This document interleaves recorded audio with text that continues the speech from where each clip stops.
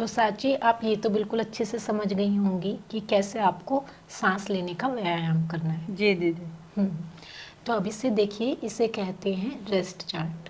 तो इसके ज़रिए आप ये समझ पाएंगी कि कैसे आपको अपने रोज़मर्रा की ज़िंदगी में क्या चीज़ें शामिल करनी है जिससे आप ज़्यादा आराम कर पाए। तो जैसे आप ये देख सक रहे हैं कि यहाँ तस्वीरों के माध्यम से आपको रोज़मर्रा की कुछ गतिविधियाँ बताई गई हैं जिनको करके आप आराम कर सकती हैं। तो पहली गतिविधि है व्यायाम करना, सांस लेने का व्यायाम करना, ठीक है। दूसरा है बाहर घूमने जाना, टहलने जाना, और तीसरा है पूरी नींद लेना। और आपको अपने रोज का ये चार्ट देखना है, इसका लेखा जोखा रखना है, इस पे निगरानी रखनी है कि आप कौन सी गतिविधि किस दिन कर रही हैं और किस दिन नहीं कर रही हैं।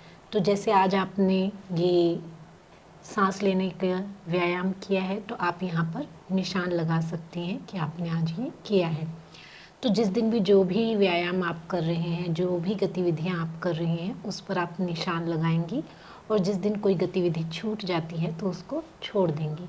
इस तरह से आप अपना ये एक रेस्ट चार्ट बनाएंगी और इसे लागू करेंगी, है ना। जी। तो मैं आपको ये रेस्ट चार्ट दे रही हूँ। जी दीदी।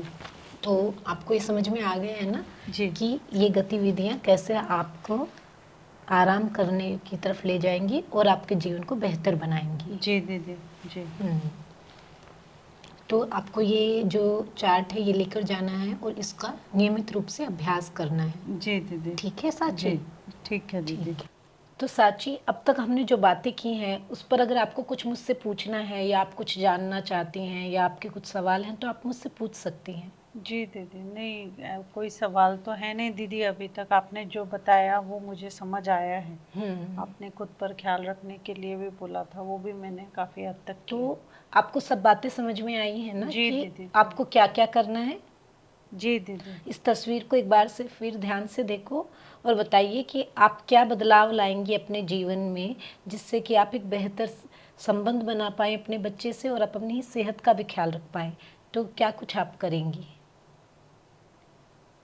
दीदी जैसे मैं इसमें तो दिख रहा है मैं तनाव में थी, तब भी जैसे मैंने आपको अभी बताया कि मुझे तनाव था, फिर उस पर हम कैसे काम कर सकते हैं वो आपने मुझे बताया, और किस तरह से मेरा और मेरे होने वाले बच्चे का संबंध अच्छा हो सकता है वो आपने बताया। फिर हमें मेरे खान पान पे ख्याल देने के लिए आपने बोला, और फिर आपने कहा कि किसी भी तरह की बाहर परिस्थितियाँ हों लेकिन हमें अपना ख्याल ज़रूर देना चाहिए, क्योंकि इससे मेरे बच्चे का और मेरा स्वास्थ्य जुड़ा हुआ है। बिल्कुल साची। तो आपको अपने तनावों को कम करने के लिए पहली बात तो ये है कि अपनी सेहत का ख्याल रखना जी। है, सांसों के का व्यायाम करना है। जी। जो श्वास की व्यायाम मैंने अभी आपको बताए हैं वो आप लगातार करिएगा, और साथ में ही आपको अपने परिवार के दूसरे लोगों से और अपने जो भी डॉक्टर हैं उनसे सलाह मशवरा करते रहना है।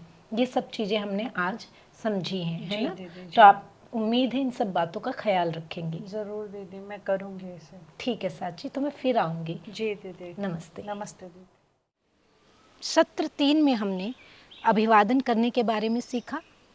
पिछले सत्र के बारे में बातचीत करते हुए सत्र की शुरुआत करना सीखा। मूड रेटिंग स्केल का महत्व और ये किस तरह से माँ की मदद करेगा इस बारे में जाना। सांस लेने की तकनीक का अभ्यास करना सीखा, और साथ ही रेस्ट चार्ट यानी व्यायाम करना, टहलने जाना और आरामदायक नींद लेने के बारे में भी हमने सत्र 3 में सीखा।